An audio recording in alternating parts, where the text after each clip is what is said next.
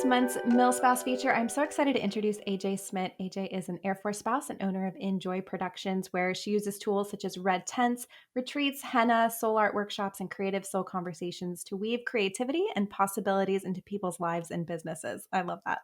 As a military spouse, Aj has shared her gift internationally and was recognized as the Armed Forces Insurance 2020 Lackland Air Force Base Spouse of the Year for her work. She is also a professional mermaid, you guys. So more to come on that. You also have amazing like blue purple hair. I wish you guys could all see it.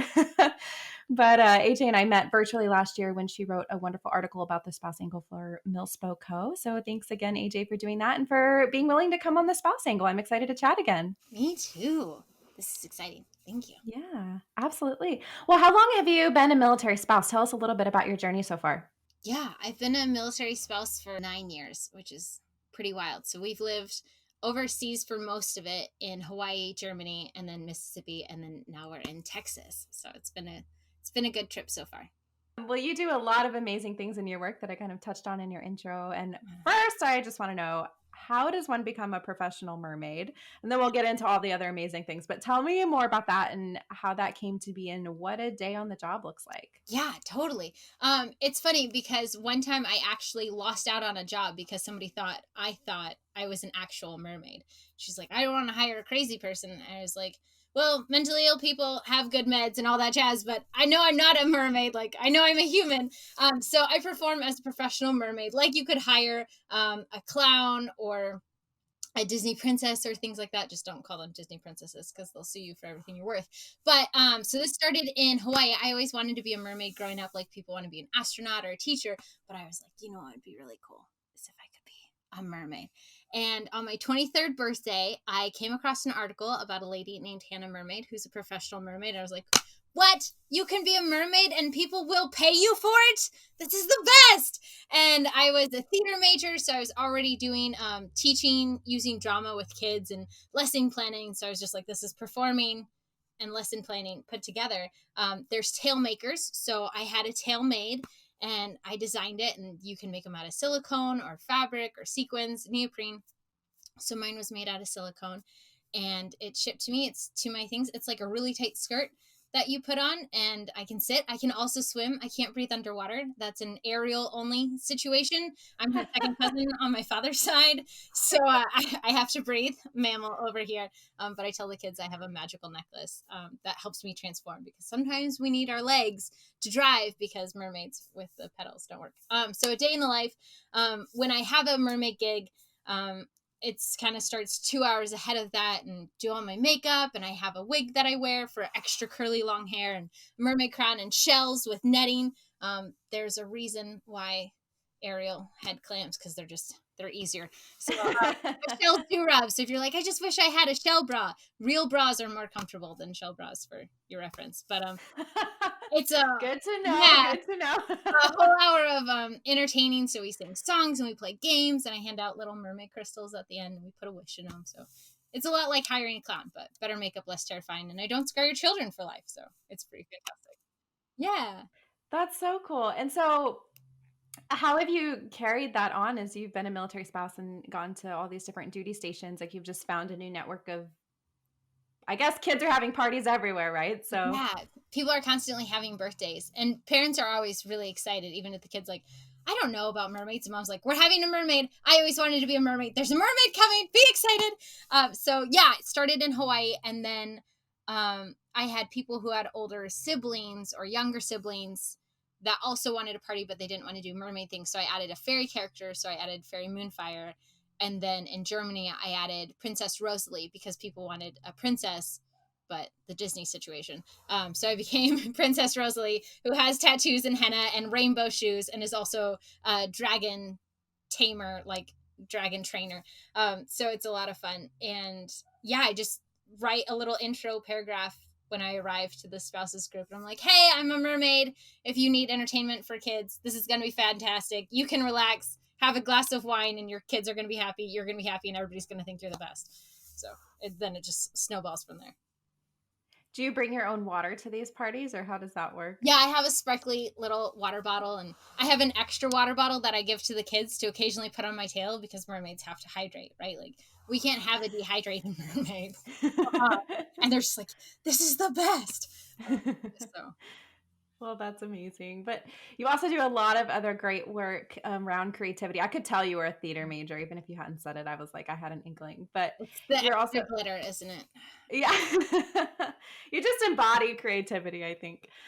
Thank Um, yeah, well, you're also part of the Red Tents Network and host those gatherings for women. And I actually didn't know what those were until I started researching for this episode, but it seems like a really cool thing for women to be a part of. So, can you explain more about what those are and how you got involved and why you decided to start facilitating? Yeah. So long story short, I when I was 27, I was having struggles with like my period and birth control. Like my birth control tried to take me out a couple times. And so I was looking into getting a hysterectomy when I was 27. And I was super frustrated and I felt super isolated. And they were like, "Hey, it's going to take 6 months, da da da, and you got to do all this counseling." So I was like, "Fine, I'll look into other things in the meantime." And I came across this book called Moontime by Lucy Pierce, and it talks about red tents. And red tents are sacred places where women gather to talk about the things we don't talk about. Cycles and menstruation and birth control and rape and miscarriage and birth, all of it. And I was just like, oh, I need this, because I was going through this my own thing where I felt shame for, am I a bad like woman because it was dangerous for me to have a baby, all this jazz. So we had decided not to, and I'd gotten pushback on it. And as I started talking to people about this red tent idea and kind of what was going on in my own life, they're like, "Oh my gosh, this happened to me too."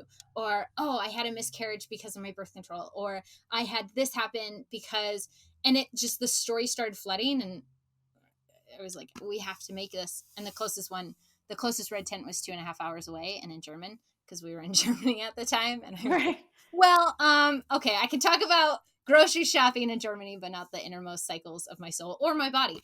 So I took the lesson planning kind of skills I had under my skill set and built out a red tent using tools from the red tent manual, from the red tent academy, and different things, and put it together and started inviting women. And it just exploded. It's been amazing. Yeah. And you've done that at every duty station since? Yeah, that was 5 years. Wow, that was 5 years ago now. That's wild.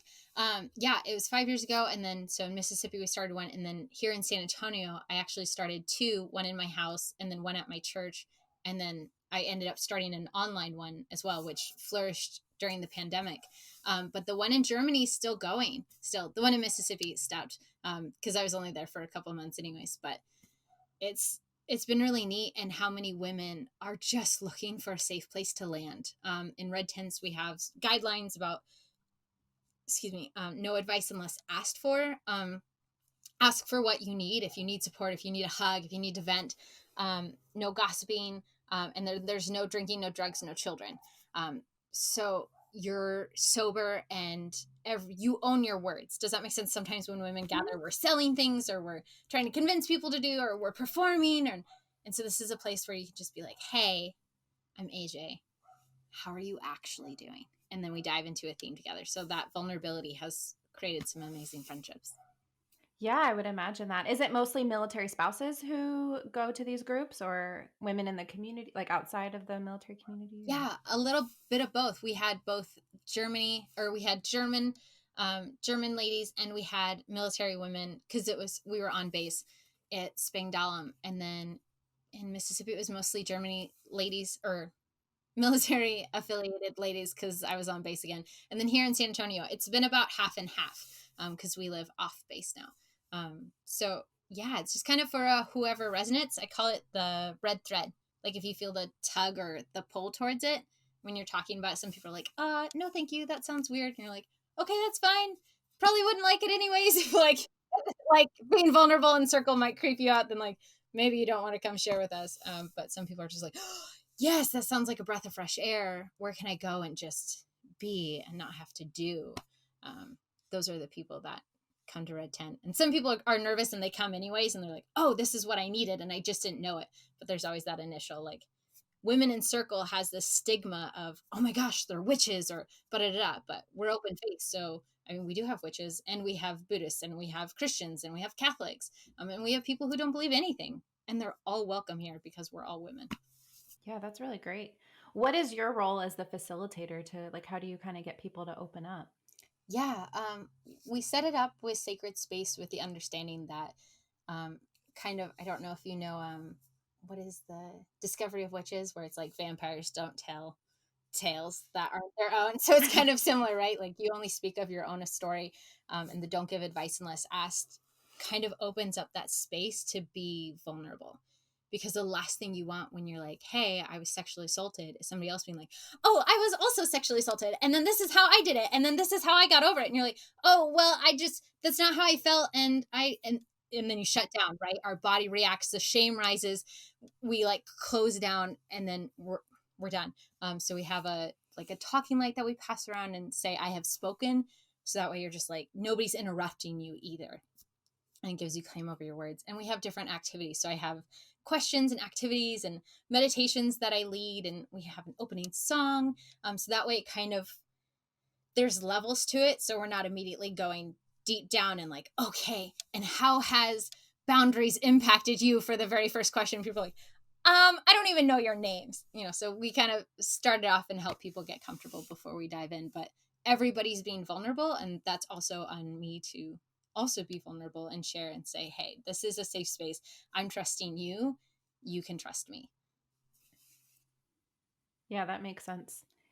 Your business, you kind of alluded to this already, but your business really centers around events, whether it's the mermaid and the birthday party and gatherings. And we can't really do that right now, with the pandemic. And you seem like a people person to me. So when the pandemic hit last March, like what was that like for you? And how have you found ways to like pivot your Yeah. business? Yeah, I'm a thoroughbred Enneagram 7. So it's been a little struggle. They're the enthusiasts, the people that are just like, yes, let's do X and let's do Y. And so, Okay. I have friends who are like super into oh, the okay. Enneagram, but I can never remember No, what I am. I can do the Myers Briggs. I think I'm like ISFJ or something, but I don't know all Enneagram good. as No well. But stress. So, basically, like, okay, do you know Harry Potter?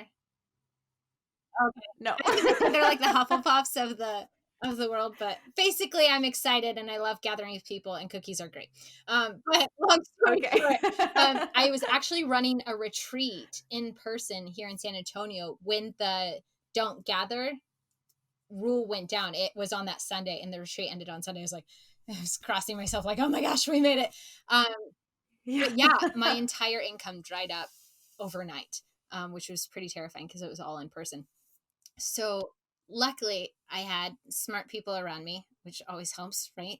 And I was already doing online red tents, so I just ramped those up, and then I ended up creating my first program this year, and got my website up and live, and then I was working on my book as well, and so I just landed a book contract, which was super exciting. So I was working on that, and the online red tents just took off. And then this October, I actually just launched my membership group. And so that's been going really good, and kind of an online atmosphere for people who want to be artisans of their life and weave more joy and possibility instead of kind of getting stuck in this stagnant, like every day's a gray old Tuesday.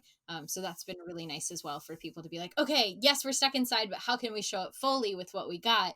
And then we have a different theme each month. So those are the things I did this year. And it's been a really great year.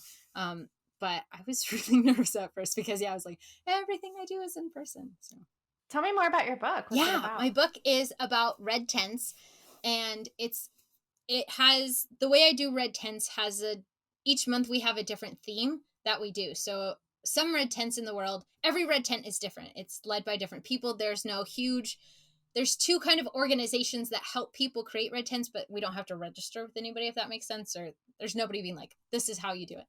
Um, and so with ours, our kind of whole idea is, here's a theme and here's tools you can use in your toolkit to go be a better woman in this world, to go show up better, to use your words, to be vulnerable, to ask for what you need, to set those boundaries, to say no, which is, as you know, it's hard sometimes. And so the book has 13 different chapters that dive into these different themes: vulnerability, our voice, wild woman, boundaries, our cycles, sanctuary, friendship, and then has corresponding red tents. So you're kind of getting stories from my life as a military spouse, mermaid, traveler, and then and red tent ladies that have attended tent, their stories about this and how you can use the theme in your life, and the corresponding red tent. So if you want to start a red tent, you can, or if you just want to do it on your own or with a daughter or with a couple friends, you have it right there and you don't have to start anything from scratch. So it'll be a whole year's worth of red tents and learning and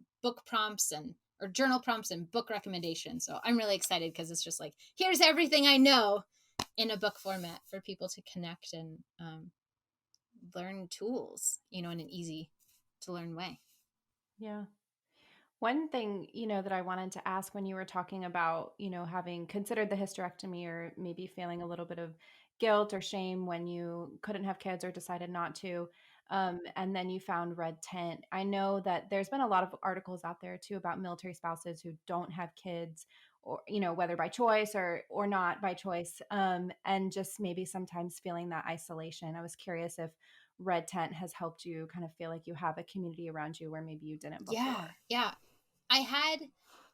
I've always had friends and been able to make friends. So this isn't like an insult to anybody like I've connected with before or anything like that. Um, but the level of intimacy that we have in Red Tent, especially sharing about womb centered things. And so it's not always. So we have trans women in our tents as well. But each month a woman shares her womanhood story. So this could relate to her period or the whole slew of the spectrum.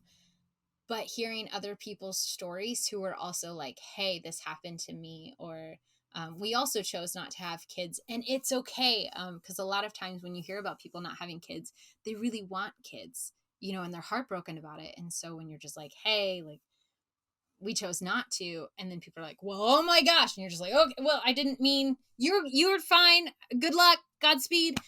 So it can kind of be this awkward tension sometimes, especially in low-key environments, because a lot of times the first question people ask women is like, when are you guys gonna have kids? And you're like, do you want to ask me about dogs first, or if I have any hobbies? And so in tent, there's this understanding of everybody's on their own journey, and an understanding of each person is different as well. And so there's acceptance of, you can have kids, not have kids, and it's all good here and it's all welcome here. So it feels less pressure to have to explain myself, which feels less exhausting. Well, AJ, since you are so creative, I want to end on this question. And this is coming from someone who is not creative. I'm a writer, I like doing like digital media stuff, but I'm very much like a paint by color, like color in the lines kind of person. And I have a friend who's an artist, and I go to her paint classes every once in a while, and I just get so frustrated. And I'm like, I'm done. No more. So, but we're all under a lot of stress right now. And I hear that being creative is good for the soul. So, what are some simple, fun ways that people like me can get creative for a bit and maybe help de-stress, or maybe people who are already creative, maybe something that's helped you? So anything you've found to be particularly helpful for Yeah, you? a few things. But I mean, you are creative, and we all have creative souls. This isn't. I mean, you run a podcast, and you are a journalist. So I mean, I guess it's a kind of yeah, creativity. I'm not like artistic, like I can't draw or yeah, I hear anything, you on but that. Liz Gilbert wrote this book, Big Magic. I don't know if you've ever read it, but it talks mm-mm. about creative living beyond fear, and about how we're all creative beings, and our creative expression is just how we're showing up and what we're putting into the world. So maybe this is your work or art or just fun things, but it doesn't have to be this pressured drawing or painting. So chill, chill creativity. One of my favorite things is I've been picking recipes during quarantine to figure out how to do to the best of my ability. So I've kind of just finalized my like chocolate chip recipe, and I got it from All Recipes, and then I kind of tweaked it here and there. Is a fun thing. Dance parties. I know you probably hear this all of the time, but honestly, for me, it's Viking War chants. Taylor Swift's new album, Evermore, or Laboratorium Pieśni, is a Polish women's group. But sometimes just putting on music and dancing around, like, just, you're not performing for anyone. You can just move your body. It helps your body express different emotions in different ways, and like you can play with how you're moving, and maybe you can have other people around like in your family, or it can just be you in your closet, having fun. And then the third thing that's a lifesaver for me, that maybe other people wouldn't count as creative, but I do, is morning pages. It's from The Artist's Way by Julia Cameron, and it's 3 pages of free writing in the morning, to just empty out your brain, because our brains are holding on to so much. And especially when we have this pressure of like, is this creative enough, and like, what am I going to do today, and we're in a pandemic and all of these different things going on. When you can just put words on paper, it helps kind of loosen up those blocks that we have of, oh, I'm not a writer, or, oh, I can't do this. It's just like, you're not trying to make a beautiful journal, you're just putting words on so you can open up your brain, so you can be aware of the possibilities around you, and like look at trees and enjoy and go on walks. Like, oh, it's okay. Yeah. No, though, definitely like my daily walk has been, even if it's pushing a stroller, like it's definitely been my savior during this pandemic. It's just, I look forward to Yeah. that. So I'm glad you mentioned that. And I'm going to try Yeah. those other things. Like, that's really cool. I don't like cooking, Oh, but the rest, but I do like, see, when I said paint by numbers, I'm very much like follow the recipe kind of girl. So if I can find one that I like and perfect, I think that would yeah. be good. Yeah. And you can always make like grilled cheese. It doesn't have to be like beef boyan There you or go. Bergen. I don't know. It doesn't have to be fancy French food at all. Yeah. Well, AJ, is there anything else that you wanted to add that we didn't cover? No. Well, okay. Yeah. One thing. Yeah, go for it. I mean, I suppose you are listening right now as a listener. But I just want to give you permission for whatever life has looked like for you this past year, to show up with grace and give yourself grace for today and tomorrow and this week and this month. It's easy to take everything that's cumulative that came before you and say, I can't do this because here's my example. But what if you took each day as, what is there a possibility for me to learn new here? What can I explore? Where am I placed right now, especially as military spouses, right? We're always in a new place. So what's around you and what can you see that's placed for you to grow and flourish right where you are? The world is full of possibilities. We just have to look for them and take them. So keep singing your soul song. That's what, Yeah. Where can people find you on social media, find out more about your business and yeah, red you tents? can find me at thejoyweaver.com and thejoyweaver on all of the socials, Facebook and Instagram. So, yeah, Awesome. Well, thanks, AJ. I'm so glad you came on the spouse angle. It was lovely my chatting pleasure. with Thank you you. for having me.